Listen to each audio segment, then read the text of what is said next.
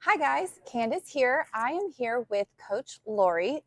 We have not had an interview sit down No. with Lori before, so instead of Snuck in. reintroducing like we did with Justin, this is actually just introducing Lori.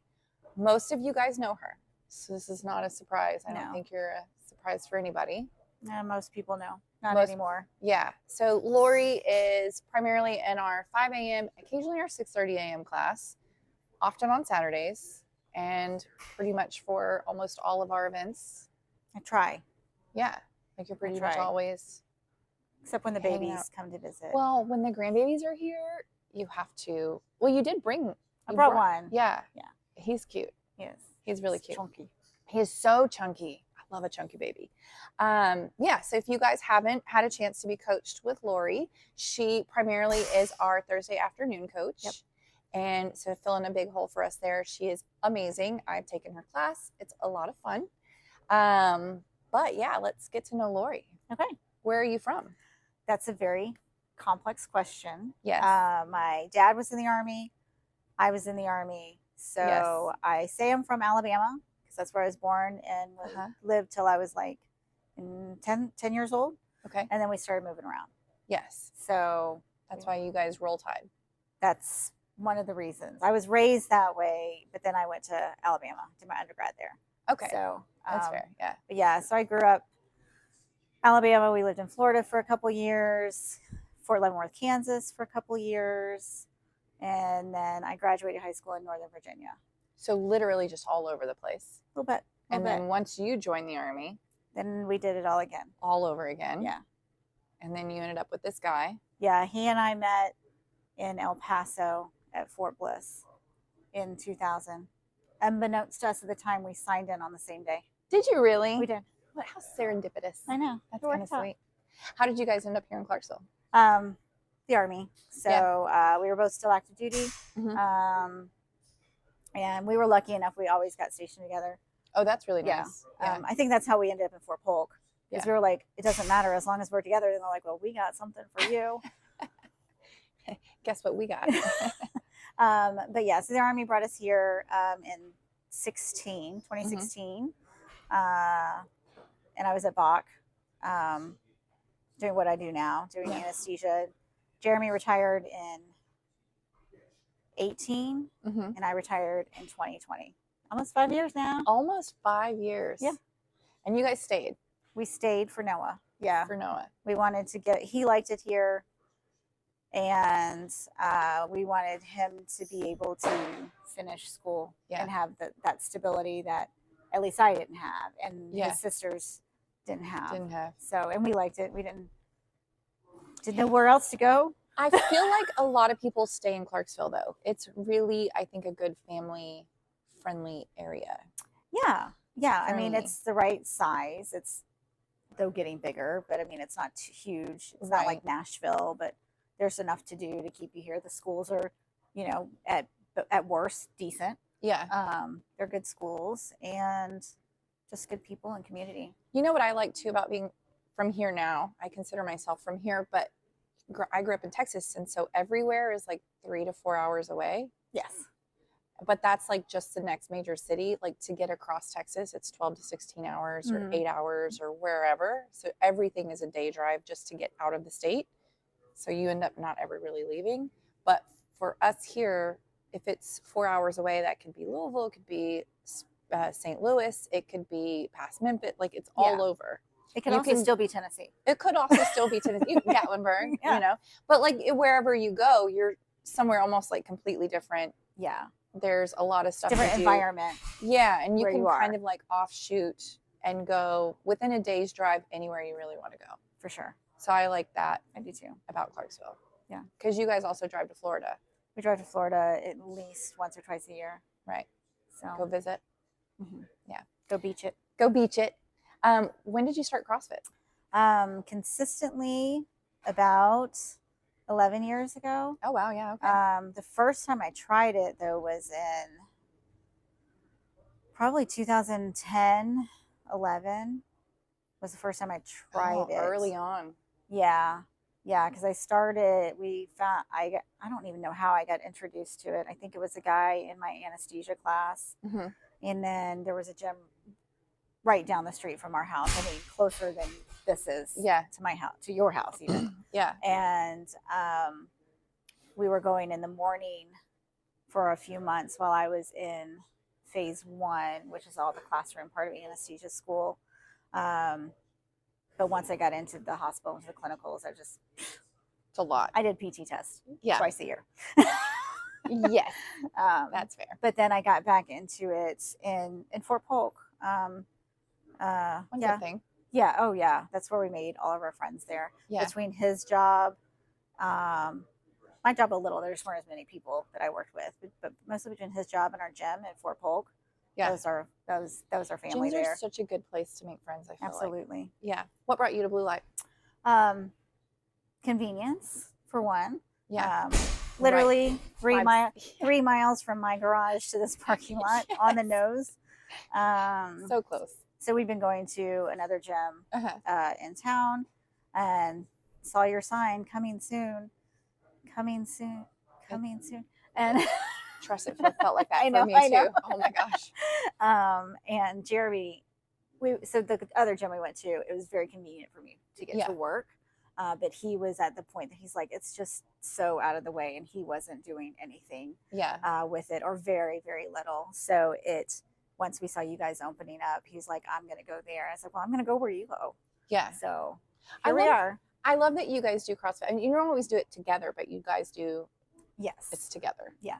I love that about CrossFit in general. I think I think in this gym, we have a lot of couples. A lot of couples and a lot of families. So I don't know. I just think it's something cool because it doesn't matter really what level you're at. You can for sure do it with your spouse. For sure. I will probably never be where Jeremy is. And well, both of the Jeremys, but when it comes to picking up heavy things, yes, no, never. Right. But I can cardio him into the ground. Might need to take that I can't cardio mine into the ground. But I can give him a good run for his money on occasion. Yeah. So there's that, Okay, so speaking of different cardio, speaking of different heavy things, if there was one CrossFit movement that you had to choose to survive the zombie apocalypse, what would it be? And why is it not snatches, which is what Justin said? Because I don't understand why it would be snatches. But I mean, I'm just going to have to go running to get away from them. Because you can out cardio. I can out cardio. I mean, it would have to be like the slow and go. I need a slow zombie guy to follow me, but I'd get rid of him eventually. I think you could do it. Yeah. You're pretty good at pacing. But the rest, I just don't see the rest I guess if I get a muscle up to get out of things, get away, to climb. Ooh, that's good. I can't do that though, so. I'll okay. I can help you. We can two for it. Yeah, it's just like Yeah. What drew you into coaching? What changed you from thinking about it as an athlete into more of the coaching side? I've always been, for years, I've always been interested in helping, especially older people, move. The one thing that puts human beings in nursing homes is not being able to move. They stop moving. It is not illness. It is not sickness. It is not chronic disease. It's immobility. Yeah. And because people stop moving. That's when you get old. And that's what makes you old. And that's what keeps you can't move, you can't do things, you lose your independence. And so I've been interested in that. So then it comes to, helping people move.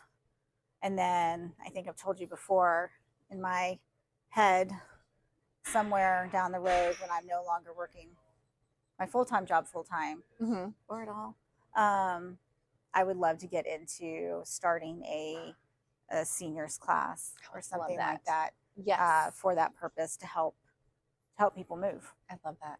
And to keep them moving. Yeah. Well, and to have something to look forward to. So a lot of it too is like you have old people, they stop moving, they lose the independence, the mobility, but also a lot of people lose that sense of community too. Yes. So that's hard. Yeah. And so if we were able to do something like that, I would love that. The answer is yes. Yeah. You knew that though. What's your favorite thing about coaching so far? I don't know yet. Yeah, that's it's fair. still fairly new, but just really just learning how to watch people and watch people move, and how to help them and correct them so that they're doing it properly. If you know me at all, I'm very big on doing things the way they're supposed to be done, and sometimes Yes. that's good. Sometimes I really try good. and take it Yeah. maybe more than it needs to go sometimes. But just watching people move and learning that to help people be safe in their movement, and so they can get out of it what they want to get out of it too. Yes. And it's hard because everybody moves different. So if I'm telling you like, okay, look here at like how I move, and then you try to translate that to maybe like Abraham, our movement patterns are similar, but he's so much faster. Yeah. He's like, it's hard to look at the same thing. So learning how to adapt to each athlete is also well, I know just from being, the athlete, that when you don't know how to do something the right way, the efficient way, that it's frustrating because you can't do it as well. You can't do it as fast. You can't do it as heavy. So if we can help them and ourselves do it that way, then it's more, then I enjoy it more. Yeah, for sure. I agree with you 100%. What is some advice you would give to somebody just starting out? So you're talking about like, if they're not moving as efficiently as maybe some of the other athletes, even before they get to that spot, if somebody's just thinking about a new fitness routine, or maybe they're nervous about starting CrossFit in particular, what is some advice you would give to somebody? So when I talk to, especially when I talk to people I know like at work and stuff about CrossFit, and they're like, I can't do that. Because we all know that's what everybody says. Well, I can't do that. Yeah. And I'm like, well, I can't either. Yeah. Yeah. Just, I just stick with, essentially, part of the foundations of CrossFit is like every single thing we do here can be adapted to your ability, your skill level, your fitness level. Right. And, it might take us getting into round 3 or 4 to figure out where we are with that. But, we start here and move it around, because I've done that a few times. But you can do it. We can all do the same workout, just it might look different, but we're all working together. And any movement is better than no movement. It really is. It was actually, so Jeremy and I were talking yesterday. We were talking about like what makes CrossFit really appealing to a lot of people. And I think for me, the word I found that I like about it, it's accessible. Yes. Everybody can do it. Everybody can do it. CrossFit's, anybody can do it, but it's maybe not for everybody. There's always something you can do, some version of the workout, some progression, something. And like you said, it's just movement, and that's really good. Yeah. What is your favorite thing so far about CrossFit, blue light in particular? And it's aside from me, obviously. Because, you really are the answer. Yeah, that's everybody's answer. Yeah. Really what you've done, what you and Jeremy together have done here, and I know we've talked about it before, that you told me that your purpose was, to build a community that does fitness on the side, kind of. And I really feel that way. It's everybody here is open and welcoming, and just keeps it light, and it's like you're here to work, but you're gonna laugh, and you're gonna get teased a little in a good-hearted way. Yes, big love. And it's just comfortable. I just like, I don't really know how to put that exactly. It's homey. Yeah, it's a little chilly today, but it's homey. A little chilly in here. Yeah, that's true. But it's just, it just feels like cheers. Yeah, everybody knows everybody. It was very important to me. I think you and I talked about it. Like, we started in my garage, and it was important to me that this felt like an extension of that. Yes. So I'm glad to hear that you feel that it feels that way. Yeah, absolutely. We love it here, both of us. Good. I love that you love it here. All right, guys, come by, see Lori. Yes. Actually, if you are here this weekend, we're going to be doing Lori's birthday bash on Saturday. So we'll be doing Filthy 50. So much fun. It's never done it before. Me neither. So that'll be a good time. And yeah, stop by, see Lori. She is in our 5 a.m. class almost every day. Almost every single day. If I'm working. If you're, well, even sometimes when you're not. Friday. No, I worked Friday. Oh, you did half a day. I did half That's a right. day. All right. If she's working, she's here at 5 a.m. Sometimes she's here at 6:30 when she's not working. Yep. And then on occasion on Saturdays. But you can always find her on Thursdays at 4:15 or 5:45. So stop by, take Lori's class. Make sure you give her big love. Leave maybe your favorite thing about Lori in the comments below. And we'll see you guys later. Bye. Bye.